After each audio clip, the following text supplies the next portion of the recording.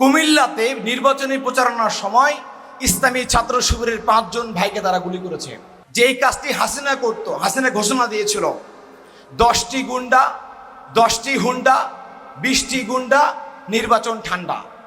সে একই কাতারে তারেক রহমান যদি আপনি হাঁটতে চান, যদি মাফিয়াতন্ত্র কায়েম করতে চান, তবে মনে রাখবেন হাসিনার যে পরিণতি হয়েছিল তার চেয়ে করুণ পরিণতি আপনাকে সামনে ভোগ করতে হবে। আমরা বলেছি আমরা জীবন দিব, রক্ত দিব, মীর কাসেম আলী ভাইয়ের মতো করে ফাঁসির দড়ি গলায় নিব, তবুও দেশের বিষয়ে, সত্যের বিষয়ে আধিপত্যবাদ ভারতের সাথে আমরা চুল পরিমাণ আপোষ করতে পারবো না। আমরা আমাদের শহীদের রক্তের সাথে বেইমানি করতে পারবো না। সম্মানিত ভাইরা, দেখবেন 17 বছর পরে একজন বাংলা লুথার কিং দেশে ফিরেছেন। তিনি বলেছেন আই হ্যাভ এ প্ল্যান। তা আমরা দেখলাম তিনি কি প্ল্যান নিয়ে এসেছেন। প্ল্যান দেখতে গিয়ে আমি দেখলাম তিনি বলেছেন যুবকদের তিনি বেকার ভাতা দিবেন। তা আমরা বলতে চাই পৃথিবীর প্রত্যেক দেশ এই যুবকদেরকে দক্ষ করার জন্য, যোগ্য করার জন্য চমৎকার প্ল্যান নিয়ে থাকেন। আর এদিকে আমাদের লুথার কিং প্ল্যান নিয়েছেন, তিনি আমাদেরকে বেকার ভাতার কার্ড দিয়ে তার চাকর বানিয়ে রাখবেন। আমরা সবার আগে তার এই অসম্মানজনক ভাতাকে আমরা প্রত্যাখ্যান করলাম। সম্মানিত ভাইরা, তিনি হয়তোবা ভুলে গিয়েছেন আমরা ইবনে সিনার উত্তরসূরি, আমরা আল বেরুনির উত্তরসূরি, আমরা আল খাওয়ারিজমের উত্তরসূরি, আমরা তিতুমিরের উত্তরসূরি, আমরা হাজি শরীয়তুল্লাহর উত্তরসূরি, আমরা শেরে বাংলার উত্তরসূরি। আমরা জ্ঞানে, বিজ্ঞানে, সমরে, কৌশলে পুরো বিশ্বকে আমরা নেতৃত্ব প্রদান করতে পারি। কাজেই ভুয়া ফ্যামিলি কার্ড, ভুয়া কৃষক কার্ড আর বেকার ভাতার স্বপ্ন আমাদেরকে দেখাবেন না। যদি পারেন আপনার কর্মীদেরকে আপনারা একটু বেকার ভাতা প্রদান করেন, কারণ আপনাদের কর্মীরা যে পরিমাণে চাঁদাবাজি করে, এটা প্রদান করলে অন্তত চাঁদাবাজি কিছুটা হলেও কমে যাবে বাংলাদেশে। সম্মানিত ভাইরা, আমরা বলতে চাই, দেখবেন তিনি আরও একটা প্ল্যান নিয়ে এসেছেন চমৎকার করে। তিনি বলেছেন যে আমি ক্ষমতায় আসার পরে 20,000 কিলোমিটার খাল খনন করব। তাহলে তারেক রহমানকে এবং তার কর্মীদেরকে প্রত্যেকদিন সকালবেলা ঘুম থেকে উঠে আগামী 5 বছরে 11 কিলোমিটার খাল খনন করতে হবে, যা কোনোদিন সম্ভব নয়। তিনি আরও প্ল্যান বলেছেন, তিনি নাকি 50 কোটি বৃক্ষরোপণ করবেন বাংলাদেশে। তাহলে প্রত্যেক দিন তারেক রহমানকে ঘুম থেকে উঠে তার কর্মী সহ আমাদেরকে প্রত্যেক দিন 2,74,000 বৃক্ষরোপণ করতে হবে, যেটা সম্ভব না কখনোই। কাজেই বলি, এ সমস্ত উল্টাপাল্টা প্ল্যান দিয়ে ভাওতাবাজি সবার আগে আপনি বন্ধ করেন। আপনারা চিন্তা করেন, দেখুন তরুণরা কি চায়। তরুণরা চায় ইনোভেশন, চাই ক্রিয়েটিভিটি, চাই ডাইনামিজম। আপনার মতো এরকম ফ্যামিলি কার্ড, বেকার ভাতার কাটার গল্প আমরা শুনতে চাই না। আমরা নিজেরা দক্ষ এবং যোগ্য হয়ে নিজের পায়ে দাঁড়িয়ে এদেশের বেকার সমস্যাকে সমাধান করে নিজেরা আমরা ভালো কিছু করতে চাই, দেশকে এগিয়ে নিয়ে যেতে চাই। সম্মানিত ভাইরা, আপনারা খুব ভালো করে খেয়াল করে, তিনি এক বক্তব্য দিয়েছেন বরিশালে কয়েকদিন আগে। তিনি বলেছেন বাংলাদেশে একটি নতুন দল জালেম হিসেবে উদ্ভব হয়েছে, তারা নাকি 17 বছর গুপ্ত ছিল। তিনি আর কিছু বলেন নাই। এরপরে আমি বলা শুরু করি ওনার বক্তব্য আমি এখন শেষ করে দিব। সেই দলের প্রধান 17 বছর লন্ডনে গুপ্ত অবস্থায় ছিলেন। অনলাইনে 4 কোণে একটা ল্যাপটপের মাধ্যমে শুধু বক্তব্য দিয়ে তিনি দল পরিচালনা করেছেন। তিনি ছিলেন না জুলাই আন্দোলনে, ছিলেন না মার্চ ফর ডেমোক্রেসিতে, তিনি কোনো আন্দোলনে ছিলেন না, অথচ তিনি আজকে সবাইকে গুপ্ত বলেন। সেই দল 2001 সালে ক্ষমতায় আসার পরে আপনারা দেখে থাকবেন আমাদের এই অপার সম্ভাবনাময় বাংলাদেশকে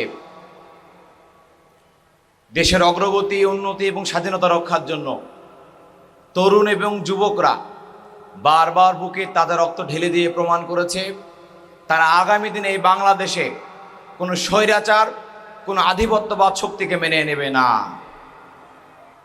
আপনারা দেখে থাকবেন 52 ভাষা আন্দোলন থেকে শুরু করে 62 শিক্ষা আন্দোলন, 69 গণ অভ্যুত্থান, 71 মুক্তিযুদ্ধ এবং 90 স্বৈরাচার বিরোধী আন্দোলনের পরে 24শে জুলাই অভ্যুত্থান, প্রত্যেকটি আন্দোলনে আমাদের তরুণ ছাত্র সমাজ বুকে তাজা রক্ত ঢেলে দিয়েছে।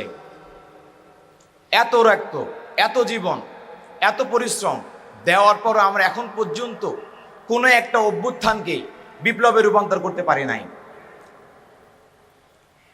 এই যে অগ্রগতির পিছনে বাধা, এত জীবন, এত রক্তর পরেও স্বপ্নের দেশ গড়তে না পারা, এর পিছনে সবচেয়ে বড় দায়ী হচ্ছে আমাদের নেতৃত্বের দুর্বলতা, আর দ্বিতীয় হচ্ছে আধিপত্যবাদ ভারতের কূটকৌশল।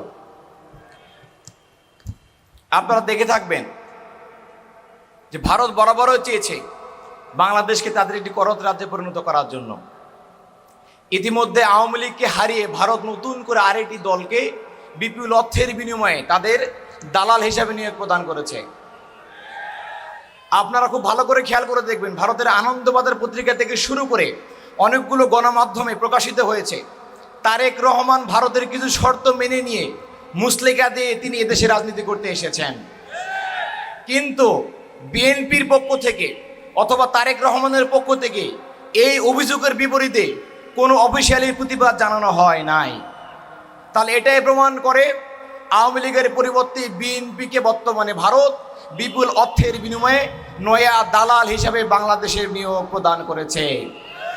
সম্মানিত ভাইরা, আমরা বলতে চাই যে ভারত ইসলামী ছাত্র শিবিরের প্রথম কেন্দ্রীয় সভাপতি মীর কাসেম আলীকে ফাঁসি দিয়েছে, যে ভারত ইসলামী ছাত্র শিবিরের দ্বিতীয় কেন্দ্রীয় সভাপতি কামরুজ্জামানকে ফাঁসি দিয়েছে, যে ভারত বাংলাদেশকে হায়দ্রাবাদ এবং সিকিমের মতো করে দখল করতে চায়, যে ভারত আমাদের 57 জন সেনাপূজারকে পরিকল্পিতভাবে পিলখানায় হত্যা করে, যে ভারত খুনি হাসিনাকে আশ্রয় দেয়, যে ভারত নবীদের উত্তরসূরি আলেমদেরকে ফাঁসিতে ঝুলিয়ে মারে, যে ভারত পানি আটকে আমাদের উত্তরবঙ্গকে শুকিয়ে মারে, পানি ছেড়ে দিয়ে আমাদেরকে ডুবিয়ে মারে, যে ভারত সীমান্তে আমাদেরকে পাখির মতো গুলি করে মেরে আমাদের লাশকে তার কাটায় ঝুলিয়ে রাখে, যে ভারত বিগত 15 বছরে আমাদের ভোটাধিকার হরণ করে হাসিনার ফ্যাসিবাদ কায়েমেও সহযোগিতা করে, সে ভারত কখনো আমাদের বন্ধু হতে পারে না।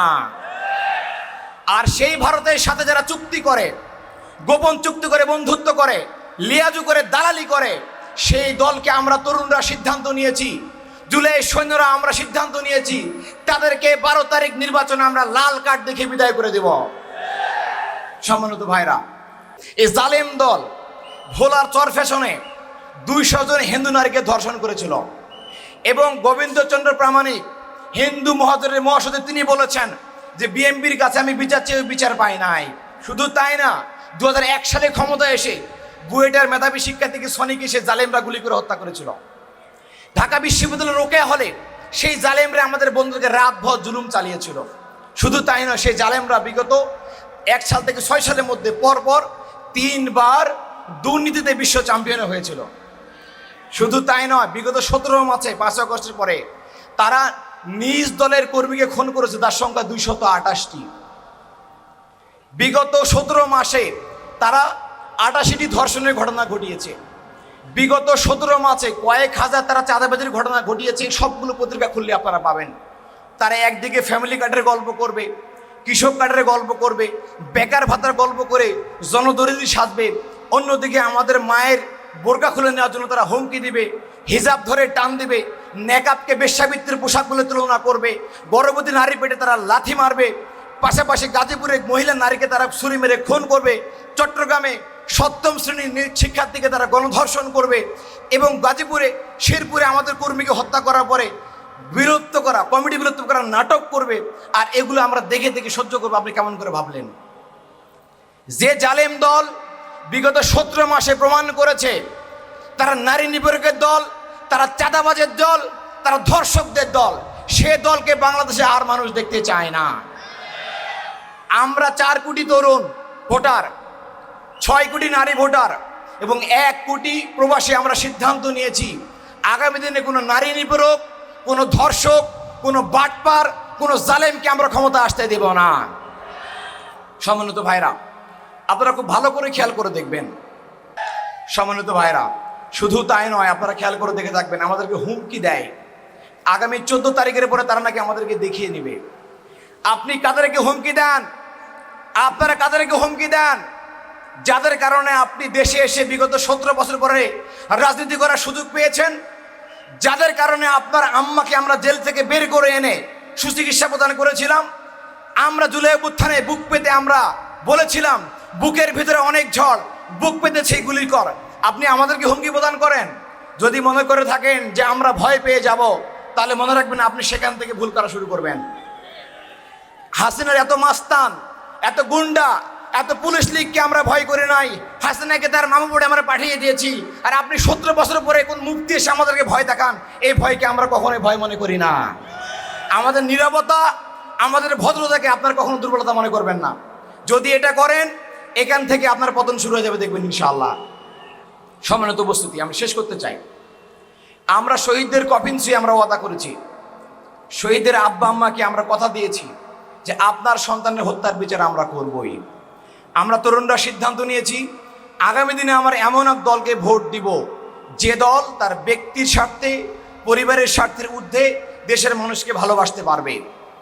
আমরা আরও বলেছি, যে দল কখনো অর্থ পাচার, লুটপাট করার মাধ্যমে দেশকে তলাবিহীন ঝুড়িতে পরিণত করবে না, এমন দলকে আমরা ভোট দিতে চাই।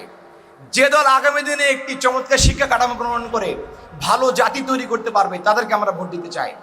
যে দল ক্ষমতা আসার পরে নদীর পানির ন্যায্য হিস্সা বুঝে নিয়ে উত্তরবঙ্গের কৃষকদের মুখে হাসি ফোটাতে পারবে, এমন দলকে আমরা ভোট দিতে চাই। যে দল ক্ষমতা আসার পরে 28শে অক্টোবরের হত্যাকাণ্ড, পিলখানা হত্যাকাণ্ড, জুলাই হত্যাকাণ্ড, শাপলা হত্যাকাণ্ডের বিচার করার সক্ষমতা রাখে, এমন দলকে আমরা তরুণরা ভোট দিতে চাই। পাশাপাশি আমরা এমন দলকে ভোট দিতে চাই যে দল ক্ষমতায় আসার আগে, ক্ষমতায় এসে সবার আগে শরীফ ওসমান হাদির বিচার করতে পারবে হত্যার, এমন দলকে আমরা ভোট দিতে চাই। কাজে আমরা দেখেছি জামাত ইসলামী এবং 11 দলীয় জোট ছাড়া বর্তমানে কোনো দল এই সক্ষমতাগুলো রাখে না। কাজেই নিঃসন্দেহভাবে তরুণ ছাত্র সমাজ সিদ্ধান্ত নিয়েছে, আমাদের শিশুদের বন্ধু, বৃদ্ধদের সহযোদ্ধা, যুবকদের ভাই ডক্টর শফিকুর রহমানকে আমরা আগামী দিনের প্রধানমন্ত্রী হিসেবে দেখতে চাই। ওনাকে সামনে রেখে আমরা আমাদের সকল স্বপ্নগুলো বাস্তবায়ন করতে চাই। সে স্বপ্ন বাস্তবায়নে আপনারা আমাদের সঙ্গী হবেন। ইনসাফের দেশ কায়েমে, মানবিক দেশ কায়েমে, নিরাপদ দেশ প্রতিষ্ঠার সংগ্রামে আপনারা আমাদের সঙ্গে থাকবেন, সেই উদাত্ত আহ্বান ব্যক্ত করে সবাইকে ধন্যবাদ জানিয়ে আমার বক্তব্য শেষ করছি। বাংলাদেশ জিন্দাবাদ, ইসলামী ছাত্র শিবির জিন্দাবাদ।